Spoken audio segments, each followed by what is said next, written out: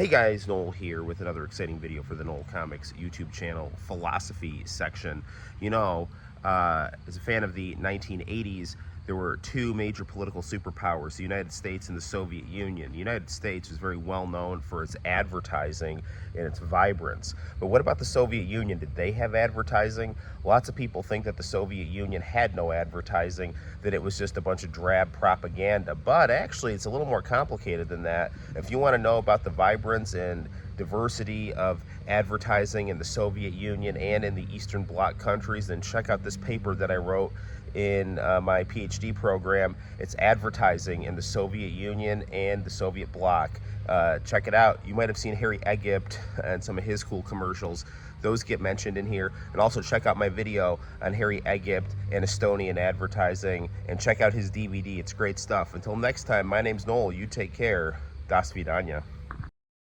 Noel Passeri Independent Study Dr. Dahan, Urban Vision's Core Soviet Consumer Culture. For those with a surface-level understanding of Marxism and Soviet culture, advertising, as well as consumerism, may seem antithetical to Soviet socialism. Following the fall of the Soviet Union, Western advertising agencies, who sought to profit in the former USSR, were surprised to find that their assumptions concerning the Soviet Union, having no advertising culture prior to 1988, were ill-founded. In fact, not only did advertising exist in the Soviet world, but it had a distinctly socialistic character. Advertising was present in the Soviet Union since its inception, initially to sell the political program of Bolshevism to the masses. As time progressed, the selling of consumer products became a facet of Soviet life. The Cold War fostered narratives of a bipolar world with two competing systems, American capitalism versus Soviet socialism. However, Marxism, the ideological foundation of the Soviet state, is dialectical. In essence, the best of all previous historical epochs would be embodied in socialist and,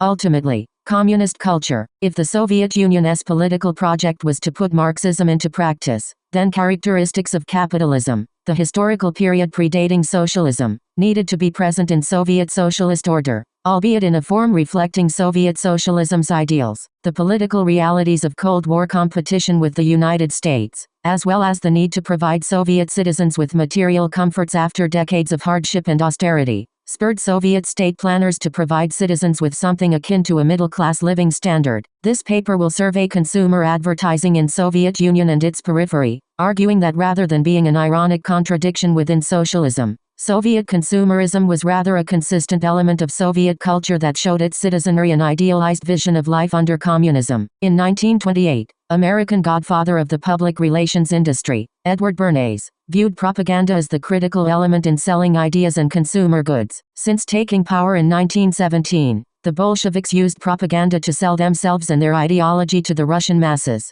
Throughout the Russian Civil War, a cornucopia of avant-garde posters trumpeted the Bolshevik Party's worldview concerning Russia as a country undergoing its revolutionary destiny while being led by Lenin and the Bolsheviks, the alleged true voice of Marxism. For example, a 1920 photo montage by Gustav Klutzis entitled, "Electrification of the Entire Country," takes a cutout picture of a striding Lenin, standing over a monochrome cubist drawing of an electric plant with workers cheering from the top, shown on the left. A 1921 Linecut, drawn by Vladimir Kozlinsky, evokes the Christian theology of apocalypse with an Art Deco drawing of a revolutionary, carrying a waving red flag under the heading, "The dead of the Paris Commune have risen under the banner of the Soviets," shown on the right. A notable feature of many 1920s Soviet advertisements was the use of constructivist, abstract graphic design. Soviet constructivism artistically reflected the goals of the Soviet project. These goals included the building of a striking future by the working class, a stereotypically simplistic yet heroic group destined to complete history as envisioned by Marxists. This led to the experimental use of basic three-dimensional shapes contrasted against simple lines and photographic, or realistically rendered images, collages in early advertisements. This technique can be seen in Grigory and Vladimir Stenberg's 1928 advertisement for the All-Russian Photographic Joint Stock Company. Once the Bolsheviks largely consolidated power, following the Russian Civil War in 1921, private businesses were allowed to function under, or in conjunction with, the state economy under the new economic policy, NEP, of the Bolshevik Party. The advertising of consumer goods began to be a cultural dimension of Soviet Russia. However, allowing a budding consumer culture to exist was controversial within the Bolshevik Party. Debates occurred over adopting a cultural model of socialism free of any elements of capitalism versus a more economically pragmatic socialist model, with Lenin favoring the later view. For example, in 1922 during the 11th Party Congress, a debate between Bolshevik intellectual David Ryazanov and Lenin occurred over whether Pravda, the official party newspaper, should allow advertising from non-state entities in its pages. Ryazanov held the view that advertising, in principle, was a remnant of pre-revolutionary bourgeois culture which should not have a place in the party's newspaper of record. Lenin, however, viewed advertising as an efficient means to fund Pravda in the economically precarious times following the Russian Civil War.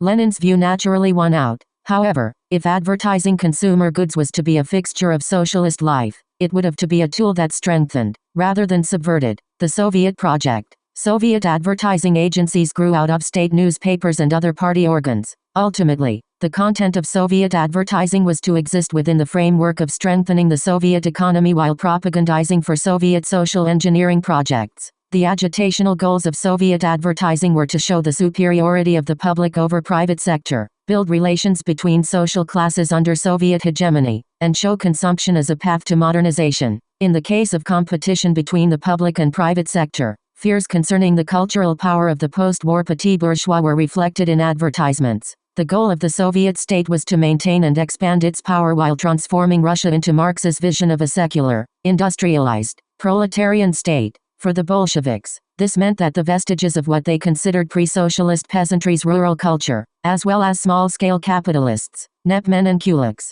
needed to be ushered out by the power of the Bolshevik dictatorship of the proletariat. One way to achieve this goal was to use ads to shape public opinion. For example, one 1924 advertisement for a state food trust depicts a skinny customer with money falling from his coat being squeezed between a nepman and kulak, both fat and counting money. Advertising needed to convey a sense of relief and material recovery following the years of violence, death, and famine that dominated life during the period of war communism. Furthermore, it was hoped that showcasing consumer goods to the peasantry would give them a more cultured, modern character while, at the same time, urging them to produce more agricultural resources for sale in Soviet cities which produced the goods advertised. For instance, a 1926 advertisement for state syndicate Selmash depicts a young, clean-shaven peasant with his arm heroically extended to an older, bearded peasant to show him the wonders of an automatic tractor. Another print advertisement from 1926, filled with the imagery of the cultured rural outsider, depicts a Cossack man holding a bottle of wine under the caption,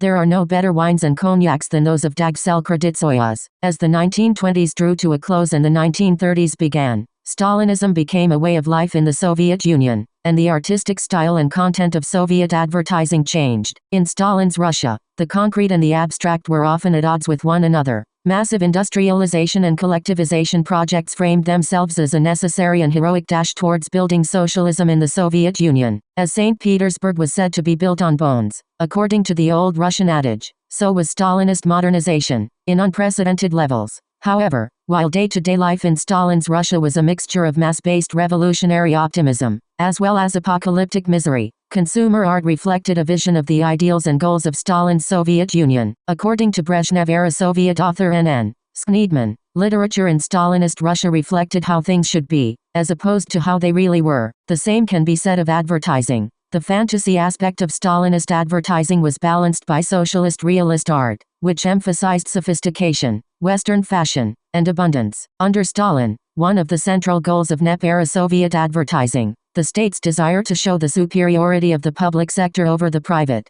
had ended. NEP and NEPmen and kulaks were no longer a reality, due to economic restructuring, as well as political terror. Now the state was the only source for consumer goods. Advertisements of the Stalin period represented the ideal of what the state could provide and the citizenry could achieve through hard work. Stalin-era advertising emphasized comfort within the private space of the home, as well as an idealized portrayal of Soviet life. The focus on private leisure was a distinction from the content of NEP-era advertising, which was often political in content, diverse in art style, and occurring in public space. At the height of political terror in 1938, Soviet cinema and advertising were filled with harmonious content. Stalin's favorite film, Volga Volga, was a comedy musical set along the Volga River. Its plot consisted of a plucky band of singers led by an indomitable female postal worker seeking to perform at a music festival in Moscow. The escapist content and idealized tone of Stalin-era mass culture provided a break from the grueling public space of the period, filled with famine, 5-year plans, political terror, and show trials. In a 1930s advertisement for canned crab meat, a modestly but well-dressed housewife eats from an ornate crab dish, remarking how delicious and delicate her meal tastes. Another ad shows a bottle of vodka. As wine glasses emerge from a vanishing point, the trend of using Western fashion and the ideal of a high living standard continued into the post-war Stalin era. A 1950 advertisement for champagne, from the People's Commissariat of the Food and Wine Industry, shows a sophisticated woman enjoying a sparkling glass of champagne in front of an ornate glass filled with grapes. Within Soviet consumer culture was not only the vision of socialist comfort and abundance but also a long-standing Russian pursuit of the West. For Peter the Great, St. Petersburg was to be the modern Russian city, based on Western architectural design. It was to symbolize Russia as being modern and cultured. For Joseph Stalin, American industrial city, Gary, Indian, served as a model for Magnitogorsk, a state-planed industrial city placed in the Ural Mountains. For Khrushchev, the Western ideal and consumerism became ever more intertwined on the political stage of the Cold War. His 1956 speech at the 20th Congress of the Communist Party of the Soviet Union denounced Stalin's personality cult, which emphasized a romantic vision over a brutal reality. Khrushchev's task as General Secretary was for socialism and communism to materialize rather than be a far-off goal under his leadership. This was not simply an idealistic goal, but also a political necessity. In the wake of Stalinization, since political riots in Poland and the Hungarian uprising of 1956 necessitated that the scars of Stalinism be salved with better living standards, Stalin-era advertising showed an ideal of middle-class consumption and comfort under the communist flag. Khrushchev was to take this vision from poster art to living room comfort. Khrushchev looked to American consumer technology to build the model socialist home. Russia's imperial and Soviet history of looking to the West as a source of modernity and culture provided Khrushchev with a precedent to Sovietize the best of American consumer comfort. The idea that the Soviet Union could catch up to the West in terms of domestic comfort was not far-fetched. The previous decades of the 1930s and 40s saw the Soviet Union, at tremendous cost of life, modernize its economy, industrialize, and defeat Nazi Germany. In his famous 1959 kitchen debate at the American National Exhibition in Sokolniki Park in Moscow with then Vice President Richard Nixon, Khrushchev stated, "We always knew that Americans were smart people. Stupid people could not have risen to the economic level that they've reached. But as you know, we don't beat flies with our nostrils. In 42 years we've made progress."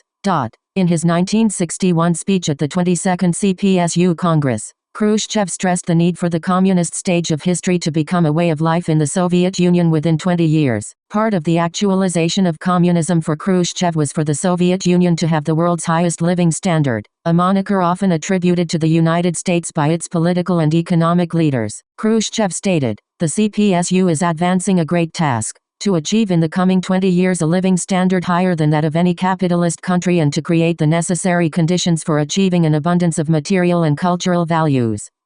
He went on to stress, "By the end of the first 10 years, all sectors of the Soviet people will enjoy plenty and will be well provided for. Communism will thereby demonstrate its decisive advantages over capitalism in a manner which directly concerns everybody without exception." One manner in which living standards were to be raised was for the state to invest in department stores, thus creating a stage for communist consumption. During Stalin's tenure, Moscow's closest approximation to a shopping mall, GUM, Cyrillic abbreviation for State Universal Store, located in Red Square, was converted into a headquarters for bureaucratic offices. Under Khrushchev's administration, GUM was remodeled and restored into a shopping center. Throughout NEP, GUM was stocked largely with stationery supplies. However, the Khrushchev period saw GUM host a multi-floor trading hall, featuring textiles, ready-made clothes, shoes, knitted and linen goods, kitchenware, household goods, furniture and rugs, furs and headwear, stationery and toys, recreational goods.